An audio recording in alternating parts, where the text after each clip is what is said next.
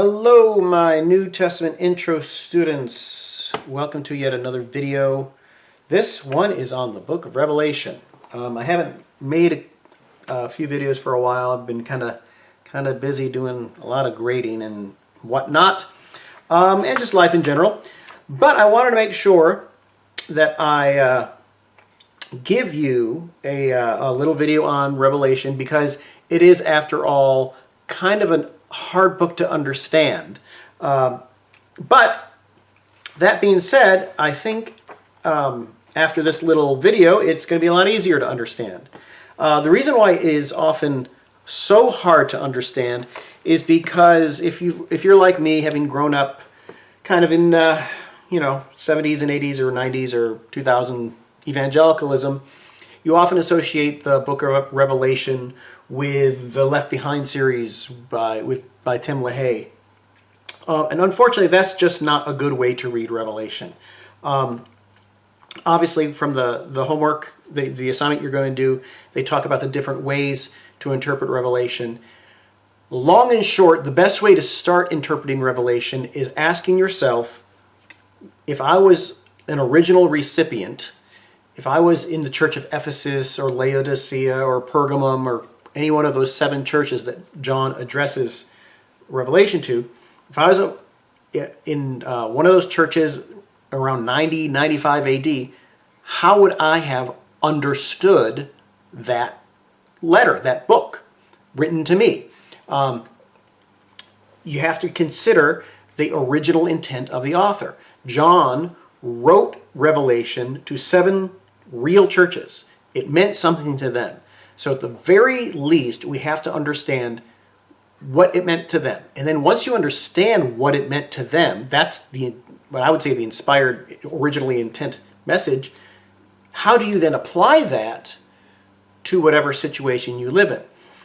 Whether it's 21st century, 15th century, whatever. But what I'm going to do right now, I'm going to give you a little background on Revelation, a little just kind of overview of how to read it, and then kind of trace for you a kind of general sketch of the book as a whole. I actually did an in-depth mini commentary on my own blog, if you care to check it out. It's just my full name, joeledmondanderson.com. It's Resurrecting Orthodoxy. If you do that, you can type in the search Revelation, and then all the posts will come up. I think there's like 22 posts. Anyway, Revelation. First of all, it is an apocalypse. An apocalypse is a specific kind of literature. It was very popular in the roughly 200 BC to 100 AD or so. And basically, the best way I always like to show what an apocalypse is. We think of apocalypse as like a prediction of the far-off future. That's not the right way to understand it. An apocalypse would be, well, let's say this is something and it's covered up. An apocalypse is really just, whoa, it's an unveiling of something there. And so an apocalypse is a revealing of God's purposes in the midst of a world and where things aren't that clear. It's an unveiling. And so specifically, for the churches, for the Christians in the late 1st century, they were in the midst of a certain amount of persecution. Their question is, where is God in all of this? What's going on? We don't understand it. Why are we being persecuted? What's the point? Therefore, Revelation as an apocalypse is an unveiling of God's purposes and to explain to the original believers why they were going through such suffering and tribulation at the time. It's an unveiling of God's purposes in the midst of a fallen world. All right? Apocalyptic literature as a genre, it takes a lot of Old Testament prophecies, and that's why the book of Revelation there's more Old Testament allusions and quotations in the book of Revelation than anything else in the New Testament. So it really plays into the whole Old Testament narrative. They were also written at times of persecution, because that's the question, why are we suffering? They also, apocalyptic writers were unlike prophets in the fact that apocalyptic writers were authors. They were writing books. Prophets would prophesy their things, and then their followers would later collect their prophecies and put them in a volume. But apocalyptic writers wrote books, like Revelation. And obviously they contain a lot of visions and dreams and a lot of symbolic stuff. You don't read it literally. The easiest way I could put it is in Revelation 12 and 13, when the beast comes up out of the sea. No one thinks a literal beast is going to come up out of the Mediterranean Sea. Everybody understands that beast is symbolic of something. So everything in Revelation is highly symbolic, and you have to understand how to interpret it. All right? So Revelation is an apocalypse in that sense. Revelation is also a prophecy. And prophecy, biblical prophecy, is basically God speaking to that situation. Okay? And so it's a prophecy, it's a spirit-inspired speaking to that situation. And so like I said, the Christians were going through persecution, and this was considered to be a prophetic word that John wrote to them to explain them, what God is doing. So it's an apocalypse, it's a prophecy, it's also a letter, which again, it emphasizes it's written to real people at a real time. Therefore, if we want to understand what it means, we need to understand, we need to interpret it in that context. Now, let's see here. Let me see all my notes here. I got a lot of notes. Okay. Having said that, here's the structure of Revelation. A lot of times, even in the textbook, they give you an outline of Revelation. You just kind of gloss over it, whatnot. I have done a lot of research and kind of study about how Revelation is put together. My undergraduate degree was literature, so I'm always, with the Bible, I'm always looking at, okay, how does this particular book or letter fit together? How is it structured? Because if you understand the structure, you'll be able to understand the message better. The easiest way I could explain Revelation is it really kind of comes in two parts, okay? Three parts, really. The first part is like the introductory stuff. You have chapter 1, verses 1 through 8 is just the general prologue where John says who he is and who he's writing to. And then you have the rest of chapter 1 where he gets this vision of Christ. And everything he sees about this cosmic heavenly ruler of Christ is symbolic. Again, we can't go through every single one, but it's meant to convey that Christ is now Lord over all creation, over everything. Okay? He is the true Lord of the world, not Caesar. Let's put it that way. With that general prologue, then chapters 2 and 3 is a collection of 7 specific messages to the 7 specific churches that John is writing Revelation to. And each one is set out in a specific way. There is, it's addressed to the angel of the church of Ephesus or Thyatira or whatever, kind of each church. Then there is a description of Jesus from that cosmic vision in chapter 1. It kind of refers back to that. Then after that, there is a positive prophetic word said to each church. Now, not every church gets a positive prophetic word, but most do. And if you read through it, you'll see which ones do and don't. Spoiler alert, Sardis and Laodicea got nothing good about them. But there's a positive compliment to each church of what they're doing right. Okay? After that positive word, there is then a negative word, kind of a negative word, something that you need to improve on. Smyrna gets no negative words. They're doing great. And Philadelphia gets no negative words. They're doing great. So thus far, each letter, it's addressed to each church, a description of Jesus, a positive word to encourage them, a negative word to kind of goad them to get better. And then there is a call to hear. If anyone has an ear, let him hear what the Spirit says to the 7 churches. And a promise, which is basically, if you stand firm, you will be rewarded with this or this or this. That is chapters 2 and 3. Okay? With that, chapters 1 through 3 kind of what I like to put is, let's say you go to a symphony or of some sort, and you get the program. Chapters 1 through 3 is kind of like the program. It kind of lays things out, what's going to be discussed. The actual symphony of Revelation kind of comes in two movements. The first movement starts in chapter 4 and it goes all the way through to chapter 11. And then the second movement starts in chapter 12 and it goes all the way to 22. And the whole thing is the first movement and the second movement kind of build on each other. If you've ever heard the classical piece Bolero by Ravel, if you know it, this is a great way to think about how Revelation works. In the song Bolero, you can check it on YouTube. It starts out with just one instrument, da da da da da da da da da. Okay, and then it builds after it goes through that theme. A few more instruments join in, and they do it again. And then by the end of the whole song, what started out as one solitary instrument playing this theme, the entire orchestra is this rousing theme of the entire orchestra, and it builds. That's kind of what's going on in Revelation in these two movements. The first movement of chapters 4 through 11 is kind of describing in highly symbolic manner of what is going on in the earth. Why is God allowing this to happen?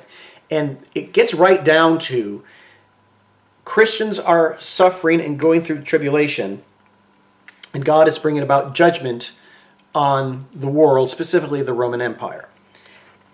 Then the second movement takes that focus of conflict with Christians and Roman Empire on earth, and the second movement blows it up to cosmic significance.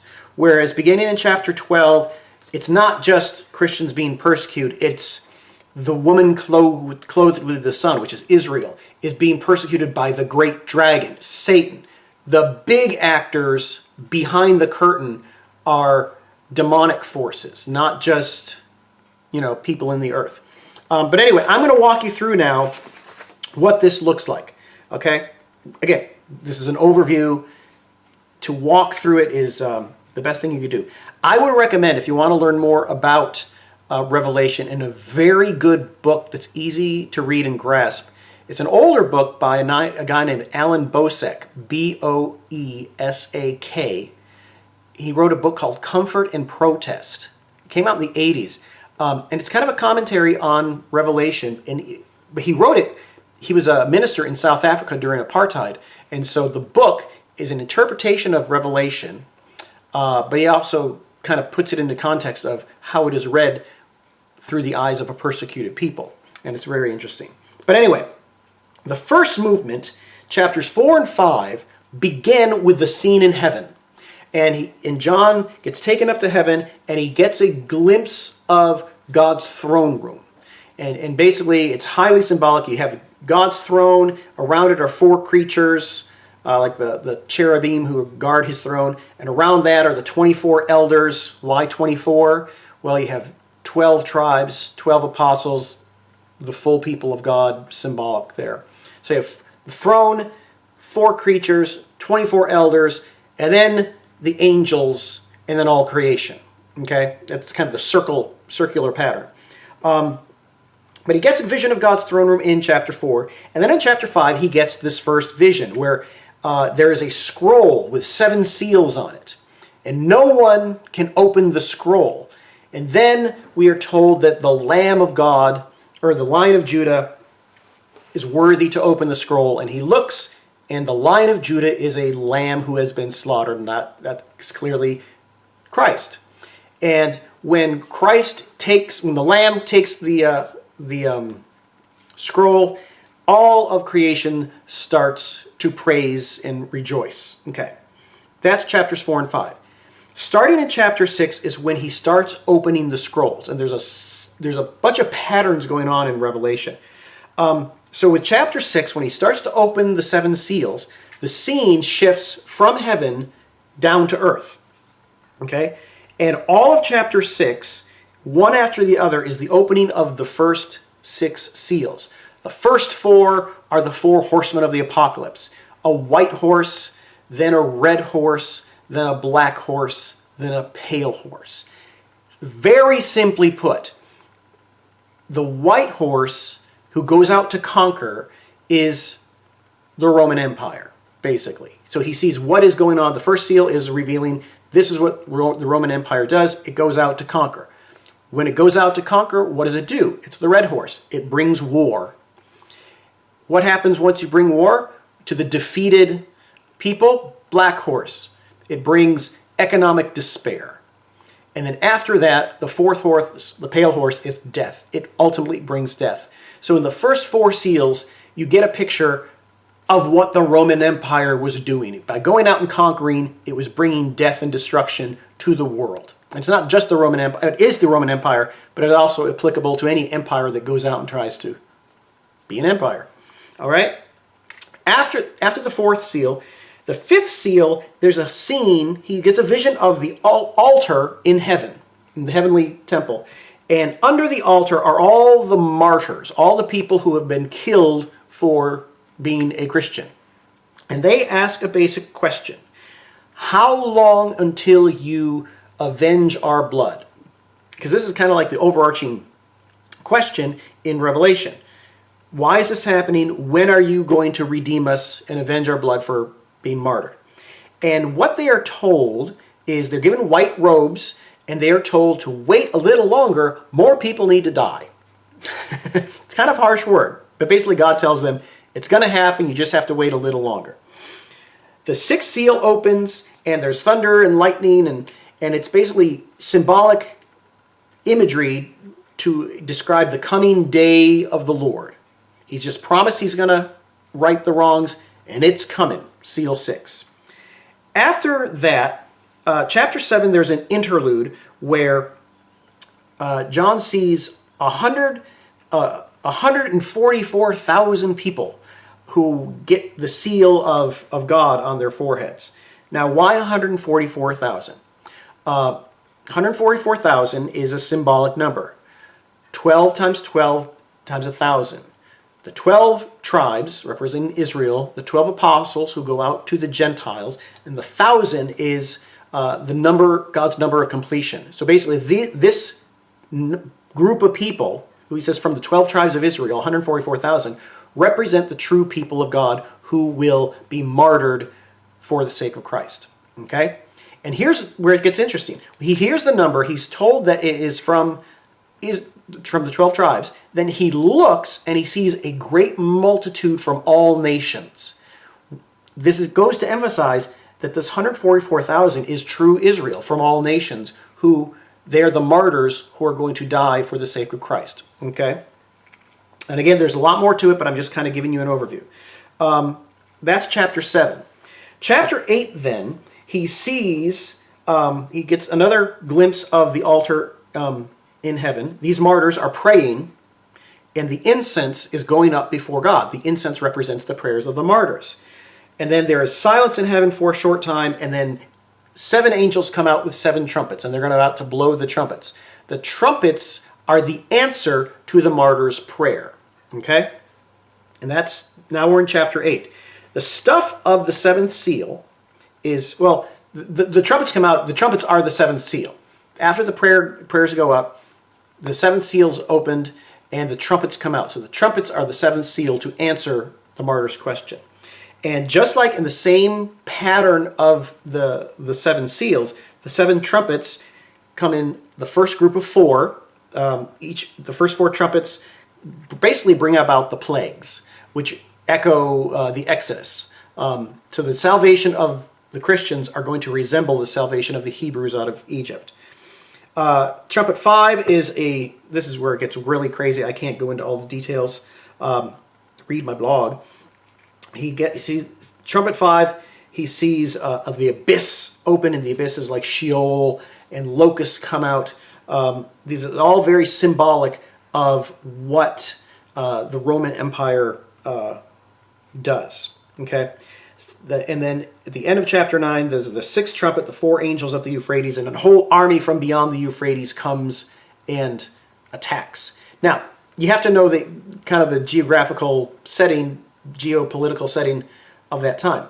Basically, Trumpet 5 is describing the king of the abyss, is basically the emperor. He is destroying his own people. But then also, the army from beyond the Euphrates would have been the Parthian Empire. They're going to destroy the Roman Empire as well. So basically, all of this is to say is the first 6 trumpets represent God's answer to the martyr's prayer. And the answer is going to be that the Roman Empire is going to get paid back for the destruction that it has inflicted. It's going to get the plagues of Egypt, so to speak. Its own leader is going to have a hand in depleting and destroying the Roman Empire. And it's going to suffer foreign adversaries as well. And all of that is ultimately God's answer to the martyr's question. Now, after that, at the end of chapter 9, we are told that the world still doesn't repent of its sins. And so therefore, chapter 10, an angel shows up and gives John a little scroll which he eats. And basically this is the prophetic way of, it's a symbolic way of saying he's going to utter a prophecy. And basically the point of it is sweet in his mouth but bitter in his stomach. The sweet in his mouth is that salvation's coming, but the bitterness is going to be coming through suffering, which when you think about it, that's the whole message of the gospel. Salvation comes through suffering. Resurrection comes after crucifixion. And then in chapter 11, he gets a vision of these 2 witnesses. These 2 witnesses represent Moses and Elijah, the Torah and the prophets, and they are bearing witness in the holy city. Eventually they are rejected and killed, but then after that we're told that they raise up and they come up to heaven, and then there's rejoicing in heaven that the kingdom of the world has become the kingdom of Christ. Again, I can't go into all the detail of what all that means, but the point is Christ will answer the questions of the request of the martyrs. He will avenge them by bringing about wrath on the Roman Empire, and eventually there will be a resurrection in all creation. Now, I don't want to go too much because I don't want to make this video too long, but that's the first movement of the Symphony of Revelation. It's all focusing on this worldly believers dealing with the Roman Empire. Now, after that, in the second half, starting in chapter 2, the same pattern of that whole thing plays out again, but with cosmic implications. Just like at the beginning of the first movement, the scene starts in heaven, so too in chapter 12, chapter 12, 1 through 12, there's a scene in heaven. Now this is really easy to understand, believe it or not. Basically, John sees a woman clothed with the sun giving birth, and a great dragon is ready to devour the child as soon as it's born. Long story short, to make it simple, the woman is not Mary. The woman represents Israel. She gives birth to the child, the Messiah. The dragon wants to kill the Messiah. That's Jesus. The dragon is obviously Satan. When the child is whisked up to heaven and is safe, the dragon then pursues the woman. The woman goes to the desert to be taken care of. And once that happens, by the end of chapter 12, the dragon, when he sees that he has failed to kill the child and can't catch the woman, we're told that the dragon then stands by the shores of the sea to make war with the rest of the woman's offspring. That whole image of the dragon and the woman and the child and the offspring, it goes back to Genesis 3. When Adam and Eve sin, the first thing God does when he shows up is he basically declares war between the woman and the serpent, between the woman's offspring and the serpent's offspring. Now, that takes place throughout the whole Old Testament between Israel and the other nations that fight against Israel. But here, John is taking that imagery and basically saying that serpent ultimately is the great dragon, Satan. The woman, Israel, is giving birth to the child, Jesus, basically. Ultimately, this is the war of the offspring's image. When the dragon couldn't get Jesus, the dragon is going to fight against the rest of the woman's offspring. Who is the rest of the woman's offspring? The rest of the woman's offspring is the church, our believers in Christ. And so the dragon is going to fight against the believers in Christ. And how is he going to do it? He stands by the shores of the sea, which is symbolic for the sea of chaos, and he calls up his own two offspring, so to speak, the sea beast and then the land beast. Now, the sea beast is the Roman emperor. Okay, there's a lot of description in it, but basically, John is saying it's the Roman emperor is persecuting you, but the power behind the Roman Empire is satanic. The land beast that is described in chapter 13 as well, the land beast is what is called the imperial cult. And in ancient Rome, the imperial cult was basically worship of Caesar was an official religion. And you could worship as many gods and goddesses as you want, but you better offer incense to the genius of Caesar. If you don't, you're in trouble. Okay? So what we see here is the beast from the sea and the beast of the earth represent the Roman emperor and the Roman imperial cult. Now, they persecute the believers because the believers are not going to worship him as a god. So all of that is chapters 12 through 13. Chapter 14, John gets a vision of Mount Zion and the Lamb and the 144,000 from the first movement. Where are they? They're no longer going through tribulation. They are now with the Lamb on Mount Zion, and they're safe. Okay? And they're called, basically, the first fruits. And in agricultural terms, of the first fruits as the first batch of the harvest that guarantees the rest of the harvest. So what John is saying here in the rest of chapter 14 with the harvest of the world, of the grapes and grain, the martyrs are like the first fruits. Now that they have been harvested, so to speak, that's going to ensure the rest of the salvation of the world. Okay, that's chapter 14. Not only that, but in chapter 15, he gets a picture of them all by the sea. It's kind of like the ultimate exodus. They're by the sea singing the song of Moses, singing the song of salvation. And so this ultimate exodus to heaven through the waters of tribulation. That's what it's looking at. And while that is happening, the 7 bowls of wrath are prepared. And those 7 bowls of wrath are just one after the other in chapter 16. 1 through 7. Boom, boom, boom, boom, boom. Again, this is God's wrath upon the world for their persecution of Christians. Just like the plagues came upon Egypt for their slavery of the Hebrews. Okay, that's chapter 16. Now, as a result, we are told, just like in the first movement, after the first 6 trumpets, after the 7 bowls of wrath, there is they refuse to repent, and so chapter 17, we get the picture of the whore of Babylon riding on the beast. Babylon was the code name for Rome, the Roman Empire. And the beast, obviously, is the emperor. So this picture of the Roman Empire as a great prostitute, luxurious, commercially, just commercialism galore, riding on the beast.